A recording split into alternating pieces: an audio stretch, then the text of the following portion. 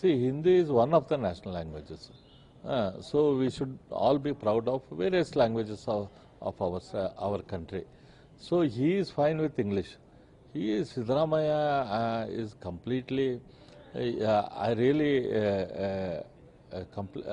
though I admire certain qualities of his, I really dislike this kind of thinking of Siddaramaiah. His only idea is divide the people, divide the country, divide the communities for vote bank politics. It is a very, very disgusting feeling. He is in a very, very responsible position, Chief Minister of a state.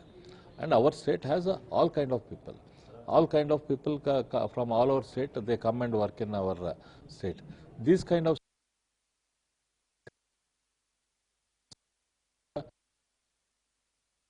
people, in